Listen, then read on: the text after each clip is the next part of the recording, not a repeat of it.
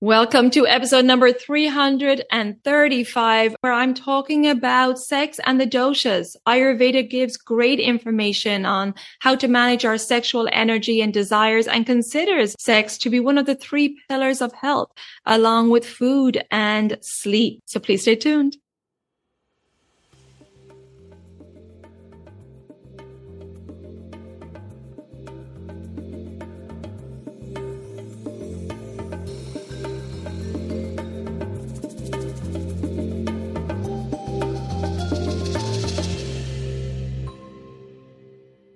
Hi there, I'm your host Colette, and on this podcast I will be sharing the teachings of Ayurveda, yoga, and holistic health practices.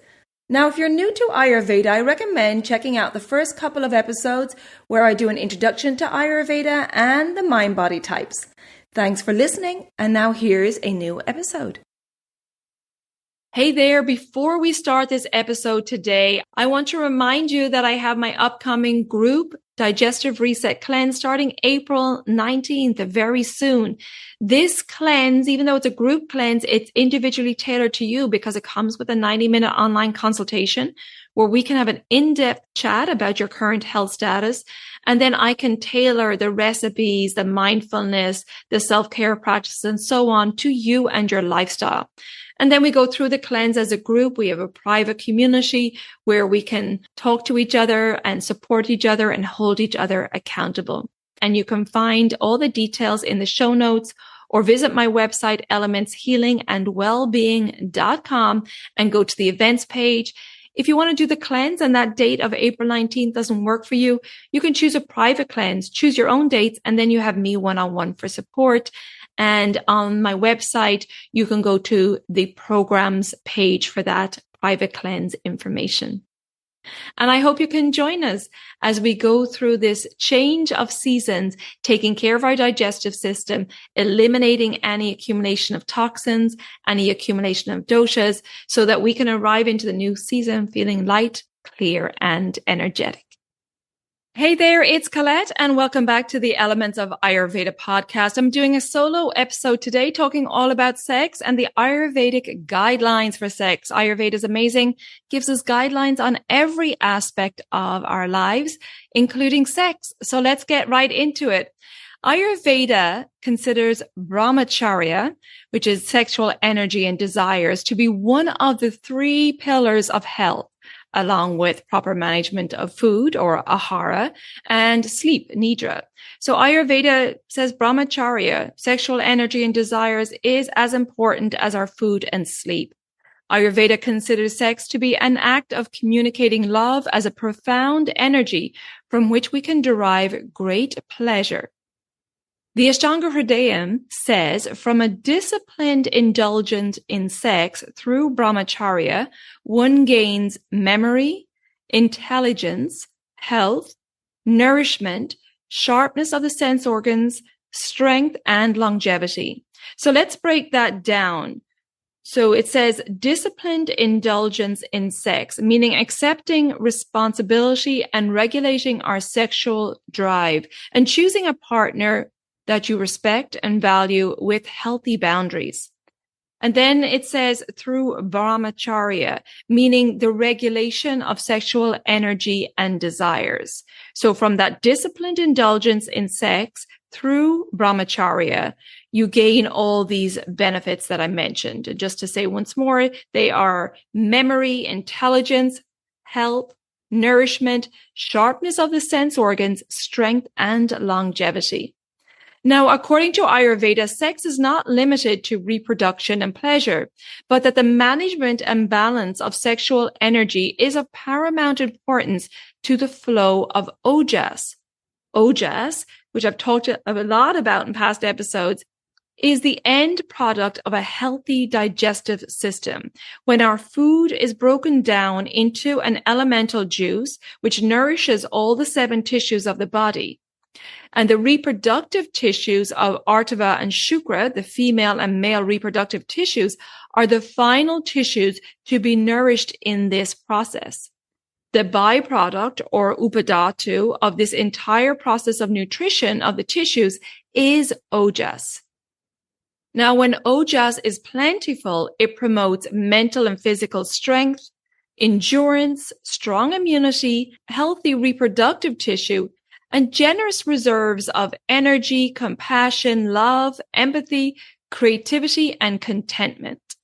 Therefore, we need to be aware of the management and balance of sexual energy. As I said, it's of paramount importance to the flow of ojas and our longevity. The sex organs are located in the region of the sacral chakra, a chakra being a wheel, and is considered to be a vortex of energy in the body. In episode number 42, titled Ojas and the Chakras of the Subtle Body, I talked about how many people suffer from energy being stuck in the lower three chakras, which are related to our basic survival needs. And this can result in living out our desires and our pursuit of pleasure at all costs, and therefore most likely not from that disciplined indulgence through brahmacharya, as was mentioned in the Ashtanga Hridayam. Our journey on the path of Ayurveda and yoga is to cleanse our body and mind and bring awareness to our actions and every layer of our being, clearing any blockages that may be inhibiting the Kundalini energy moving up from the root chakra through the second, third, and the fourth chakra, which is located at the heart, and above, so that the energy can be at its highest frequency potential, leading us to a more blissful, enlightened existence. If Kundalini energy gets stuck at the root chakra, we'll often end up repeating the same patterns and not finding true connection with ourselves or with others or our sexual partners. And if Kundalini energy moves downward, that can result in addictions to porn, overindulgence in masturbation, or sex without connection. Overindulgence can lead to a depletion in ojas, which can leave us feeling depleted, and it can also weaken the immune system and aggravate the vata dosha. Now, that doesn't mean that the opposite suppression of sexual energy is going to increase ojas, as that can create more rajasic mental vikriti and can result in anger and violence and many physical diseases. And so we need to find a happy medium. We can't have suppression of sexual energy or overindulgence. So let's take a look at the guidelines that Ayurveda gives us to help manage our sexual energy. And we're going to focus first on sex and the doshas. Ayurveda gives recommendations depending on the dominant dosha in a person's constitution. And of course, we need to take into account the person's age, physical and mental health, time of year, etc. But in general, let's look at the doshas now. So the vata dosha tends to be spontaneous and creative and has plenty of interest in sex. However, the vata dosha tends to have short spurts of energy and can become depleted quickly and will need grounding practices to restore their energy after sex. A sexual partner with a grounding, calming kapha constitution would be best for vata, with the opposite qualities of kapha balancing that vata energy. The pitta dosha has a fiery, intense, passionate sexual energy and can overindulge in sex. And so moderation is key here to avoiding aggravating pitta. Again, a kapha partner would balance pitta's fiery intensity. And the kapha dosha has a strong constitution with great endurance and loving, committed, and compassionate qualities with a moderate interest in sex. When kapha is aggravated, there can be over-attachment and possessiveness. A partner with vata qualities will counter the heaviness of kapha, and a pitta partner will bring that fiery energy and intensity to counter kapha's laid-back energy. Everything in nature has a cycle, and there is a breeding season and a birthing season for animals and plants. Ayurveda gives us guidelines on how to manage our sexual energy during our lifetime, during the season and the day. So let me take you through this information.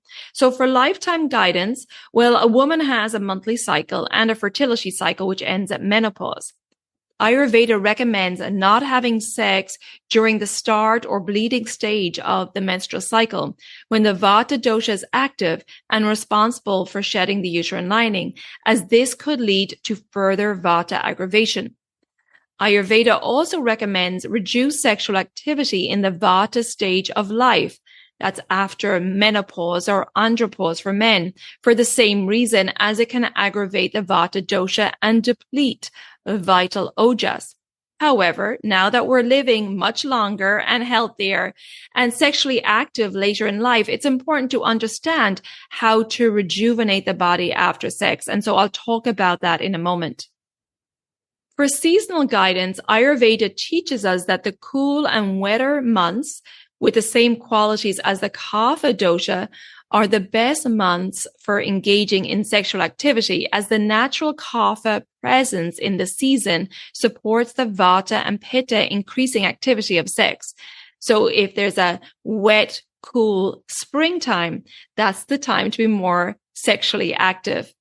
The hot Pitta and dry Vata seasons are less favorable for sex, as the weather can affect our energy levels. For example, during the hotter months, our Agni or digestive fire is weaker and we have less hunger, and this can result in less overall strength. And so an energy draining activity like sex is not recommended often when you feel depleted. And then for daily guidance, following the same dosha guidance, the best time of day for sex is Kapha time. 6 to 10 p.m. is best, and the second best time will be 6 to 10 a.m. when that grounding Kapha energy supports physical activity. Having sex during Pitta time, 10 a.m. to 2 p.m. and 10 p.m. to 2 a.m. and the Vata time, 2 to 6 a.m. and 2 to 6 p.m. can aggravate these doshas. We also have to take into consideration meal times, as it's best not to have sex immediately after eating, as the body requires energy for each activity. And so 2 hours after eating is best. And if you're feeling hungry or thirsty, it's best to satisfy these urges first. Otherwise, you could suffer from low blood sugar, dizziness, headache, and fatigue. So now let's look at the best foods to support rejuvenating your body and maintaining ojas. Kapha increasing foods are ideal to pacify the Vata and Pitta doshas and boost ojas. However, we have to take into consideration an individual's Agni or digestive fire, age, and so on when giving individualized advice. But today I'm going to give you some general advice on Kapha increasing foods, which are beneficial for rejuvenating the body. So we know that the Kapha dosha is made up of the earth and water elements, and these elements also make up the sweet taste. So the sweet taste is very beneficial. That could be seasonal sweet fruits, dates, apricots, sweet potatoes or yams, pumpkin, squash, asparagus, beetroot, okra, or rice and wheat are also beneficial too. Meat can also be beneficial for the Vata dosha, so chicken or goat or bone broth, eggs and beans, and nuts and dried fruit. But the dried fruit should have some moisture in it, right? We don't want it to be completely dried, so you may need to soak the dried fruit first if it has no moisture. But things like dates, apricots, figs, raisins, and almonds are very sattvic as well. And then dairy is Kapha increasing, so good quality milk, ghee, butter, cheese are great again for increasing Kapha. And I have a great recipe for ojas increasing drink. I've talked about it before. It's called ojas, which is made from milk, almond, dates, and saffron, which is optional, but saffron is a rasayana and has a rejuvenating and a nourishing effect on the shukra, the reproductive tissue. I'll put a link to that recipe in the show notes, and it's the perfect drink to have after sex to pacify Vata and Pitta doshas. Now, finally, I want to talk about some Ayurvedic herbs for a healthy libido. And of course, as always, I recommend you get professional advice before taking any herbs. But here I want to look at ashwagandha and shatavari. Now, I talked about both of these before. And I've talked about ashwagandha in detail in episode number 302, Herbs for the Mind and Nervous System. So check that out if you want more detail on ashwagandha. But in relation to sexual energy, ashwagandha enhances sexual libido of men and women with its rejuvenating effect on shukra dhatu, the reproductive tissue. It increases sperm production and beneficial as a tonic for the uterine muscles. So you could take ashwagandha with milk and or ghee for tissue building and nourishing qualities. And then we have shatavari, which is the root of the asparagus plant. And I've talked about it in a recent episode number 327. Ayurvedic tips for weight gain, as it increases the kapha dosha with its unctuous and heavy qualities. And it's a well-known rejuvenative for the female reproductive system. It's a uterine tonic. It enhances libido, promotes fertility, and increases ojas. And again, I'm going to say that if you're thinking of taking these herbs, please get professional advice because they have various qualities that may react to your constitution or your current vikriti or imbalance. So please get advice. We don't want you taking herbs that you think are beneficial, but are actually driving you more into aggravation. So we can see that Ayurveda teaches us how to align our sexual activity with our unique constitution and with the cycles of nature. So we are not depleting our vital reserve of ojas. And I'll repeat what I said at the start of this episode. The management and balance of sexual energy is of paramount importance to the flow of ojas, our vital energy for our immunity and our physical and mental health and our longevity. And a great way to ensure great health, vitality, and plentiful ojas is with regular cleansing. I have, as I mentioned earlier, my Digestive Reset Cleanse coming up on April 19th. So check that out. And if that date doesn't work for you, you can choose a private cleanse, choose your own dates, and you have me one-on-one for support with a private cleanse. I'll put the link in the show notes or visit my website, elementshealingandwellbeing.com. And for the group event on April 19th, go to the events page. And for a private cleanse, go to the programs page. I also offer online consultations where I put together a strategy for your diet and lifestyle, self-care and mindfulness practices to help you maintain balance and prevent illness. And I also have my daily habits for holistic health educational program. It's a 28-day self-paced program with the objective to help you live in tune with the circadian rhythms and educates you on how to become your own healer. If you have any questions before you book any of my services, take advantage of my free 15-minute Services Enquiry Call. We can hop on Zoom and I can answer all of your questions. So there you go. Lots of Ayurvedic guidance for managing sexual energy and lots of guidelines on how to navigate sex for your dosha type. I hope you found this episode beneficial. If you think it will be helpful to family or friends, please share it with them so we can share this great Ayurvedic wisdom. And if you haven't already subscribed or follow the podcast, please do so. And the new weekly episodes will automatically download for you. And if you find you're getting benefit from this podcast, I would really appreciate a rating and review wherever you listen to your podcasts. And that will help others find this valuable information from Ayurveda. You can find me on social media on Facebook under Elements Healing and Wellbeing, and my new Instagram page is Elements of Ayurveda Podcast. Thank you so much for tuning in today. And until next time, take good care of yourself, be well, and bye for now. Slán go fóill.